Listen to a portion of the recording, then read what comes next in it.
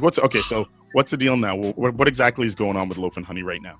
Present day. I went on your website, not on your website, on your Facebook page where you guys post every day. You guys are posting like stuff as it goes to keep people informed on what you're doing. So let's find out what you're doing. All right. So we're doing deliveries. So we're doing drop-off door deliveries. So we're doing prepared frozen meals and baked goods, breakfast, lunches, dinners, and baking. And we're preparing them, freezing them, and delivering them to people's doors, ringing their doorbells and walking away. So that is something you guys do not do on a regular basis. No, we switched gears. Whoa. We took our business, we crumpled it up into a ball, and we threw it away, and we completely revamped everything overnight. Like literally overnight. Literally overnight. Like we lost everything. We lost a massive catering that was going to be a 10-week or a 10-day long event with 1,500 people a day. How close to the event was that canceled? It was spring break. It was spring break, and it was canceled 2 weeks ago. So, or a week. It's only been a week. Jeez. So we had been counting on that event, one, to get us out of a little bit of problems, and two, to kind of set us up for the rest of the summer, because January and February are always slow, right? So we were stretching because we knew we had big events coming. So we've been able to take some of that prep and just rejig it and kind of put it into these dishes, so we didn't lose all of that stuff.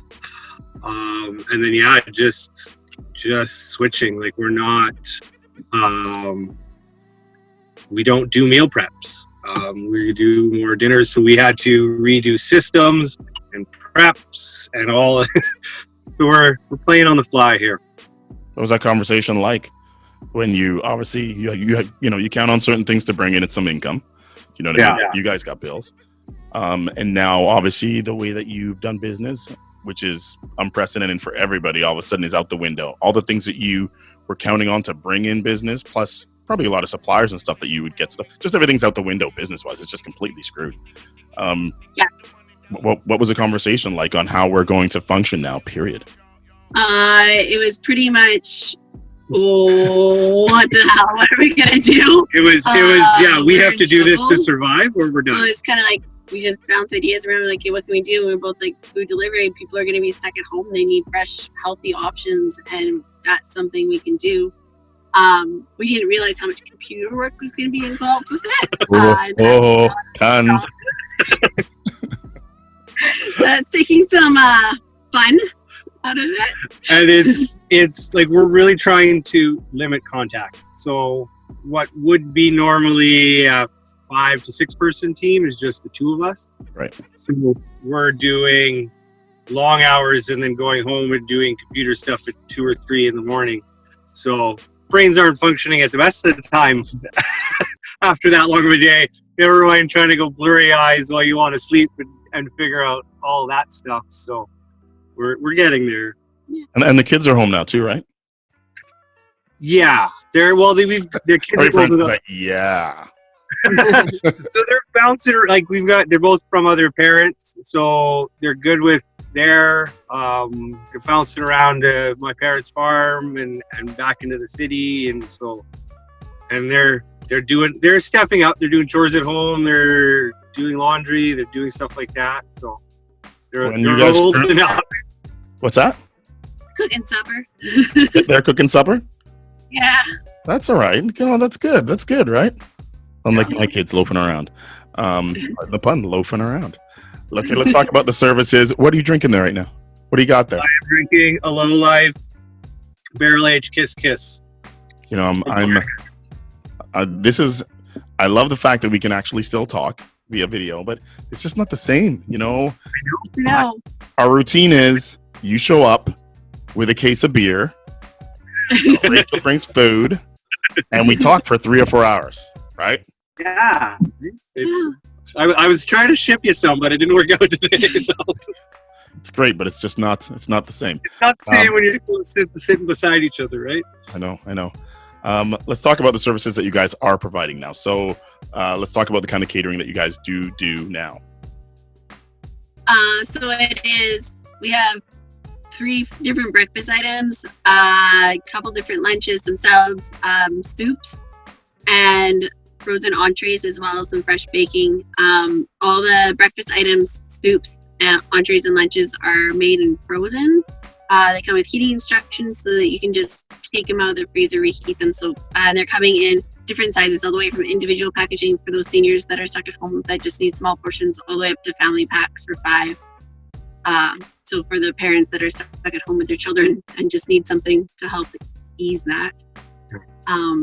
So it's kind of, we're doing those, it's, you order by the dish, so you can kind of pick and choose what you want. And then we are packing those frozen and delivering them straight to people's homes. I noticed you guys have a menu on your Facebook page. Is that the main place where people find out what you're making? Do you make different things each week or every day, or how does it work? So we're going to change the menu kind of weekly to kind of suit what we can actually source and what we can get. Because if anybody's been to the store, they know that it's kind of changing day to day as to what's actually in stock. And we want to keep it so you're not getting the same menu from us. That the big thing is that you're making the same dishes at home, so you're coming to us or you're going to one of the other options to get a variety. We're just hoping to give people a variety from us. So we'll keep some basics and standards, but then every week we'll give you so you can have something fresh from us as well. So, speaking of suppliers, how hard is it to get the products you need in order to do this portion of the business? It's not too bad. I mean, the supply chains are still going. For little things, you like, we have to go for small portions of some things, and we'll go, and the shelves are empty. From suppliers, it's been okay because the trucks and everything are still moving. Right. If you have to go to the store, it's hard. If we have to get something small, it's not there. But as far as supply chains, it's okay. So we're good that way. So we're also trying to use as much local as we can. So like, we're getting our oats and our rice blends and stuff from Adagio Acres. So she had, like, some of these suppliers still have product, so we were getting from them. Some of them that do greenhouses are starting to run out. Yeah. So we got the last of the beets and the celeriac from Blue Organics. He was nice enough to give us that stuff. So we're kind of trying to use as much local as we can too, so people know where the food's coming from. And it's spreading money to we're trying to just keep money moving around. You know, if we can help other small businesses, we touch base with Brown Sugar Produce, which is out in Brandon. They've got a bunch of stuff, so we may kind of help pick up a bunch of stuff from them. Like we said, we emptied out Stefan from Blue Organics. We're trying to help some other small businesses. Because a lot of them are also depending on restaurants staying open, because they have product that they ship out every week to restaurants, and now the restaurants are closed. So some of these producers are also out. So we figured if we can get some of their product and help relieve them a bit, then it's helping everybody. Yeah. You guys are in the know with it, have good relationships with all sorts of restaurants and different chefs and different suppliers. What's the pulse been like since it started? It's tough. There's some that aren't going to reopen. There's a lot that kind of switched pace like we did and went to delivery, and some finer dining places that switched their whole menu like we did, just to kind of keep some things going. For the most part, everybody's scared and wondering what to do, and there was this back and forth in the community of, if we're staying open and provide limiting service, are we putting our staff at danger? Are we putting whatever? That's why a lot of them went to delivery, because we're limiting contact, we're limiting everything else. We can drop stuff off on the door, and it keeps some business going. But it's been really scary for every single person that we talk to in the industry. A lot of chefs they don't know if they're going to have a job at the end, or they don't know if the restaurant they're working at is going to reopen. So everybody's kind of on edge. Yeah. Kind of not knowing what the future is going to hold after this. It's great for the first kind of week. Hey, we can catch up on things and everything else. But this is going to go months. So, and a lot of, we're not always the best with our savings in this industry.